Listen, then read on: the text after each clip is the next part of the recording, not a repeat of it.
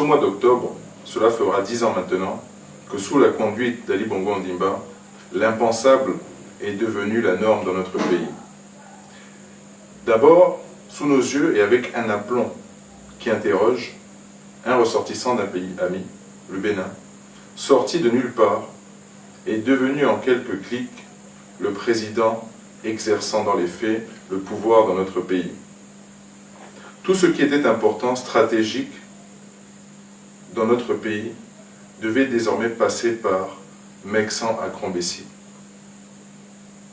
Mes amis, tous, à divers degrés, avons été sidérés par ce comportement outrancier, inexplicable et inconnu de nos traditions, us et coutumes, et a fortiori dans le sérail politique. Nous venions de découvrir, interloquer, la plus grande escroquerie politique, appelée pompeusement émergence. Cette perte de notre souveraineté s'est accompagnée d'une paupérisation de notre pays, de son réendettement, et l'argent des Gabonais s'est évaporé en milliers de milliards. Ali Bongo Ondimba, ce président malheureux et ses divertissements incessants, s'amusant aux quatre coins du monde, et parfois sous nos yeux, tantôt en course de bateau, à des carnavals brésiliens, des forums aussi inutiles que coûteux, tels que le New York Forum Africa, à coups de déclarations aussi stupéfiantes que ridicules, telles que la création d'une compagnie aérienne low cost dans moins d'1 an, ainsi que le don, sans accord familial, du terrain d'Oyo faisant pleinement partie de la succession Omar Bongo, dont que la jeunesse gabonaise attend depuis 4 ans. Ou encore, avec 2 cannes au coût pharaonique de 863 milliards, dont les retombées économiques se font toujours attendre et dont les infrastructures sont à l'abandon. Mais en 10 ans, la réalité est tout autre. En effet, pas une école, pas une salle de classe nouvelle, pas une bibliothèque n'apparaissent au bilan de l'exécution d'une seule loi de finances de M. Ali Bongo Ondimba, mais des routes en piteux état, des inondations à répétition, un système éducatif et de santé complètement ravagé. Ce en dépit de recettes budgétaires et extra-budgétaires colossales jusqu'en 2015. Même la collecte des ordures ménagères semble hors de leur portée. Il n'y a pas d'argent. Entendez plutôt, pas d'argent pour ça. Non, l'argent des Gabonais est réservé dans la distraction et la gabégie du roi du Gabon, Ali Bongo, et de sa cour, tous plus indignes et cupides les uns que les autres. En août 2016, rincés du mépris et de souffrance, les Gabonais massivement rendirent la monnaie de sa sinistre pièce à ce président qui avait fait du rejet sa marque de fabrique. Ils votèrent très majoritairement pour la première vraie coalition d'opposition crédible depuis 42 ans. Ils votèrent même dans le Haut-Ogooué pour le président Jean Ping. Déstabilisé, Ali Bongo Ondimba s'accrocha à son fauteuil grâce aux manipulations et à l'irresponsabilité de quelques apprentis sorciers qui, de la plus méprisable des manières, manipulèrent les résultats du vote, emprisonnèrent certains opposants au régime et assassinèrent des Gabonais au QG et aux alentours du vrai vainqueur de cette élection. Après le coup d'État électoral de 2016, Ali renforça ses pouvoirs en révisant la Constitution et s'attribuant des prérogatives dignes d'un monarque. Et cela ne s'arrête pas là, puisqu'il va entraîner le Gabon dans sa nouvelle lubie. Nommer, une nouvelle fois de plus, un étranger au poste de directeur de cabinet. Un jeune ressortissant français d'origine, d'une trentaine d'années, nouveau maître à penser du propriétaire du Gabon, entendez par là un nouvel Akrombessi. En effet, il est immédiatement perceptible, chez ce ressortissant français, la même volonté d'hégémonie et de centralisation du pouvoir. À cela s'ajoute un mépris qui n'a pas de nom lorsqu'il s'adresse aux populations. À son tour, il devient le nouveau centre de gravité de leur système.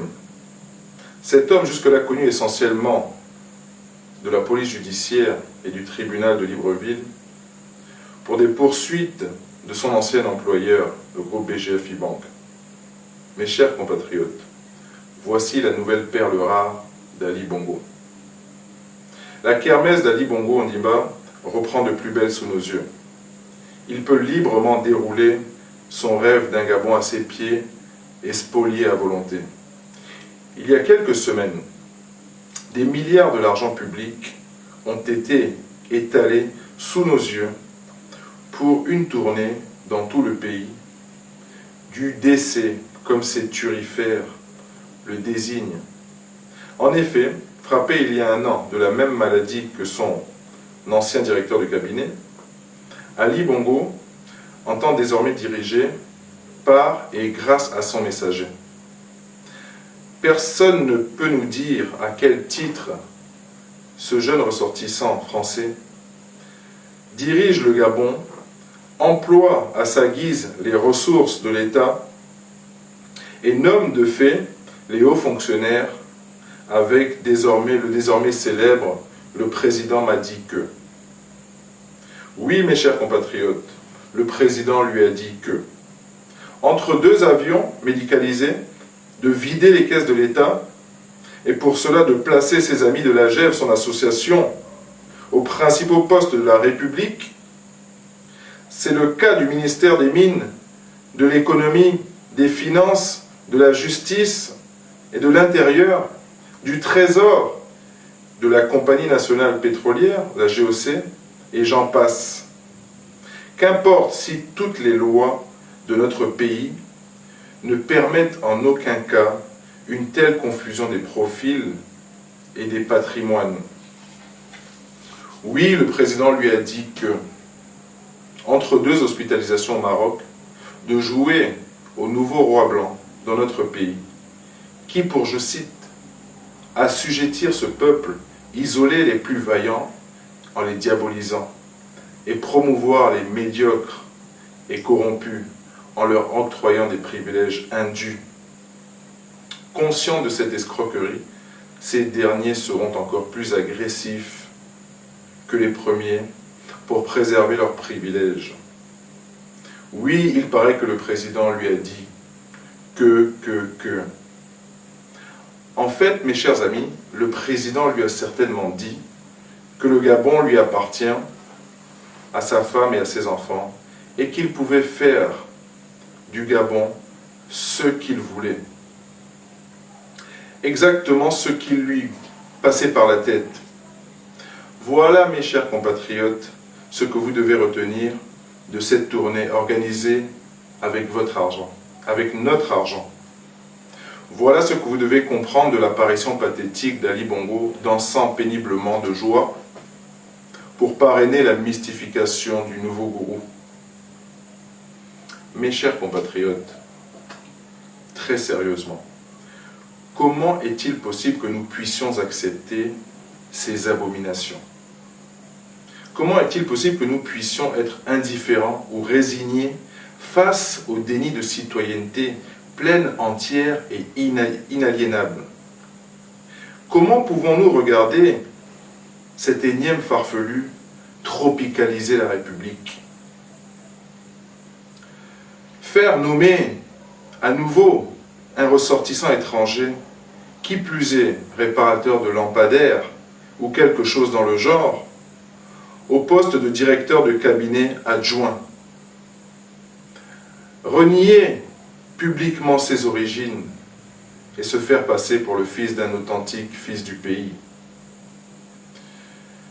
Mes chers compatriotes, pouvons-nous raisonnablement imaginer que c'est par seul amour de notre pays que ce ressortissant français, désormais plus gabonais qu'un Gabonais, agisse impunément en savonnant de Brazza? Les Gabonais boudent et nous bougerons pour mettre un terme à ces mises en scène qui rabaissent chaque jour le citoyen gabonais. Mes chers compatriotes, émergents, il ne s'agit pas d'un débat opposition-majorité. Il s'agit de patriotisme, de dignité, d'amour pour la patrie. Cette patrie qui nous a vu naître, le Gabon. Quant à vous, en général, messieurs les hauts fonctionnaires, issus du placement, et à vous en particulier, messieurs les membres du gouvernement, nous allons vous remettre sur le chemin de la dignité, que vous avez préféré troquer pour servir vos intérêts personnels. Nous allons vous apprendre à respecter le pays, à respecter la nation. Quant à vous, mes chers compatriotes, la minorité d'entre vous qui adulez ces délinquants, je tiens à vous dire que pour moi, qui a appris avec certains d'entre eux, dans le privé, du primaire au cycle universitaire, du Gabon au Canada en passant par la France, je ne suis pas avec eux. Mais vous qui avez appris dans ce système éducatif sinistré, dû à leur incompétence aujourd'hui et à celle de leurs parents hier, vous les acclamez. Mes chers compatriotes, cela s'appelle du masochisme. Et du masochisme est née cette fameuse théorie selon laquelle chaque peuple mérite ses dirigeants. Hélas. En définitive, mes chers compatriotes, 10 ans sous Ali Bongo, c'est 10 ans de régression. Si vous avez été mauvais dans le passé, quand le prix du baril de pétrole atteignait des sommets jamais égalés, comment seriez-vous bon dans le futur, quand le prix du baril de pétrole a chuté de près de moitié? Incapable de rebooster le marché intérieur en jugulant l'hémorragie de la dette intérieure, qui a franchi la barre des 1400 milliards de dettes, créant la mise à mort de bon nombre de sociétés et l'accroissement du taux de chômage qui dépasse désormais 40% de la population. Un taux d'endettement qui dépasse désormais 65% de notre PIB, avec un État à la recherche effrénée et frénétique de prêts, tel un toxicomane à la recherche de sa drogue. Dans l'état de déliquescence avancé dans lequel vous avez mis notre pays, je pense que ceux qui ne boudent pas sont ceux, effectivement, qui doivent dégager. Pendant 10 ans, les Gabonais ont eu droit à un président illégitime qui n'a jamais été à la hauteur des événements, qui n'a jamais su se positionner au-dessus de la mêlée, et conforté par un gouvernement qui ressemble plus à un comité de campagne qu'à une équipe de travail. Un chef de l'État à la philosophie archaïque, qui ne vit que dans le rapport de force, dominant-dominé. Ces 10 ans de régime d'Ali Bongo Ondimba peuvent se résumer au mal et à sa promotion. Détournement de deniers publics, enlèvement, meurtre, crimes rituels, arrestation, emprisonnement arbitraire, torture, gabégie à outrance et maintenant pédophilie. Le seul chef d'accusation qui conduit assurément et inexorablement en prison dans notre pays est outrage au chef de l'État, ou alors opposition sérieuse.